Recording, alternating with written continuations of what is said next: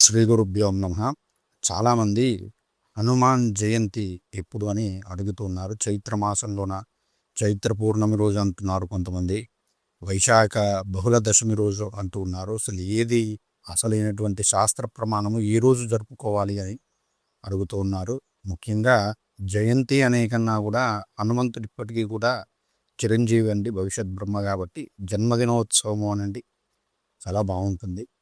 అదేవిధంగా ఇక ఏ రోజు జరుపుకోవాలి అంటే వైశాఖ మాస బహుళ దశమి రోజు మందవాసరే అంటే ఆ శనివారం రోజు పూర్వభద్ర నక్షత్రము రోజున హనుమంతుల వారు జన్మించినట్లుగా పరాశర సంహిత చెబుతుంది. కలో పరాశర స్మృతి అని. పరాశర స్మృతి కలియుగంలో ప్రామాణికంగా తీసుకోవాలి. కలో కపి వినాయక అని. కలియుగంలో కపి అంటే ఆంజనేయ స్వామి వారిని, వినాయకుడిని ప్రధానంగా పూజించాలి. పరాశర స్మృతిని ప్రామాణికంగా తీసుకోవాలి కాబట్టి పరాశర సంహిత చెప్తున్నట్లుగా వైశాఖ మాసంలో వచ్చే బహుళ దశమి రోజునే ఆ యొక్క ఆంజనేయ స్వామిని పూజించాలి. హనుమద్ వ్రతం కూడా ఆ రోజు ఆచరిస్తారండి. ఆ రోజు ఉపవాసం ఉండి స్వామివారికి సాయంత్రం పూట పూజ చేసి నివేదన చేసినట్లయితే అఖండ ఫలితం వస్తుందని ఆ పూజా విధానం మొత్తం కూడా పరాశర సంహిత చాలా స్పష్టంగా చెప్పినది. వైశాఖ బహుళ దశమి రోజే చేయాలని, ఆ రోజు ఏ విధంగా చేయాలో కూడా మనకు మొత్తం క్రియ అంతా చెప్పినది. చైత్ర శుద్ధ పౌర్ణిమ గురించి అసలు ఎక్కడా కూడా పరాశర సంహిత చెప్పలేదు, కానీ ఉత్తరాదిలో చెబుతూ ఉంటారండి. ఇది నాకు ప్రామాణికంగా దొరకలేదు, కానీ కొన్ని చోట్ల కొన్ని గ్రంథాలలో కనపడింది. ఈరోజు హనుమత్ విజయోత్సవముగా జరుపుకోవాలి. ఎందుకంటే ఆంజనేయ స్వామి వారు సీతారాములను కలపడంలో చాలా ప్రత్యేకమైనటువంటి ప్రధానమైన పాత్ర పోషించారు కదా. ఈ చైత్రమాసంలోనే సీతారామ పట్టాభిషేకము అనేది అయినది. సీతారామ పట్టాభిషేకమైన తర్వాత హనుమంతుడిని భక్త రాజ్యానికి పట్టాభిషిక్తునిగా రాముల వారు చేసినట్లుగా ఒక కథ ప్రాచుర్యంలో ఉన్నది. కాబట్టి ఈ చైత్ర పౌర్ణమిని హనుమంతుని యొక్క సాహసాలకు, ఆయన యొక్క గొప్ప పరాక్రమానికి గుర్తుగా హనుమంతు విజయోత్సవంగా జరుపుతారు. ఈ రోజున విజయోత్సవం చేస్తే చాలా మంచి ఫలితాలు వస్తాయి. నేను కూడా చాలామంది చేత చేయించినాను.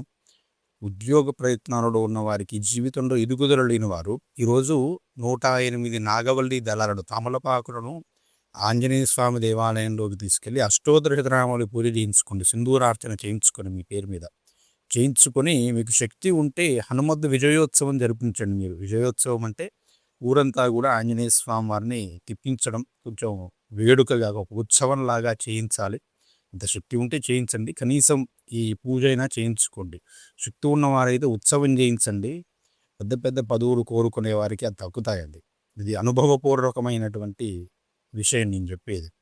ఆ ఉత్సవం చేయించిన వారు ఖచ్చితంగా తదుపరి అతి కొద్ది కాలంలోనే వారు విజయోత్సవం చేయడం అనేది జరుగుతుంది. కాబట్టి మీకు వీలుంటే చేయించుకోండి. కానీ కాబట్టి ఇది హనుమంతు విజయోత్సవంగా చెప్పడం జరుగుతుంది చైత్ర పూర్ణిమను. ఇది భక్త రాజ్య పట్టాభిషేకం జరిగినటువంటి తిథిగా చెప్పడం జరుగుతుంది. కాబట్టి అదేవిధంగా కొన్ని వీర హనుమాన్ అని ఉత్తరాదిలో మాకు మహనీయుడు పుస్తకం రాసినాడు. అందులో చైత్ర శుద్ధ పూర్ణిమ రోజు హనుమంతుడు జన్మించినాడు అని రాసినారు. అందుకే వారు ఆ రోజు హనుమత్ జయంతి జరుపుకుంటారు. హనుమంతుల వారు 9 అవతారాలు ఎత్తినట్లుగా మనకు కనబడుతూ ఉన్నది. అందులో ఒక అవతారం ఎత్తిన రోజు కూడా బహుశా అయి ఉండవచ్చు. కానీ ప్రామాణికంగా ప్రధానంగా హనుమంతుల వారు అంజనీపుత్రుడిగా జన్మించినదైతే మాత్రం వైశాఖ బహుళ దశమి రోజు. కాబట్టి ఆ రోజుని హనుమాన్ జయంతి జరుపుకోండి. విశేషంగా వ్రతాచరణ విధానాలు అవన్నీ కూడా మనకు వీడియోలు గతంలో చేశారు. అసలు అప్పుడు కూడా మీకు చెప్పేటువంటి ప్రయత్నం చేస్తాను. కానీ ఇప్పుడు మాత్రం ఎల్లుండి చైత్ర పూర్ణిమ రోజున మీరు హనుమద్ విజయోత్సవాన్ని జరుపుకోండి. ఆ రోజు మీకు శక్తి ఉన్నంత వరకు చెప్పినట్టు చేయండి, లేదా కనీసం అష్టోత్తర శతనామావళి పూజ చేయండి. హనుమద్ ఆలయాన్ని దర్శించుకోండి. సకల విజయాలు, కార్యసిద్ధి కలుగుతుందండి. రాముల వారు ఏ విధంగా పట్టాభిషిక్తులయ్యారో ఆ విధంగా మిమ్మల్ని కూడా జీవితంలో ఉన్నతమైనటువంటి స్థితిలో నిలబెడతాడు ఆంజనేయ స్వామి వారు. ఖచ్చితంగా అది మాత్రం అనుభవపూర్వకంగా ఉన్నటువంటిది. ఈరోజు దీక్షలు కూడా ప్రారంభిస్తారు. హనుమద్ దీక్ష చేయడం కూడా ప్రారంభించేటువంటి విధానం అని ఈ రోజు నుంచి ప్రారంభిస్తే సరిగ్గా 41 రోజులు అవుతుంది వైశాఖ బహుళ దశమికి.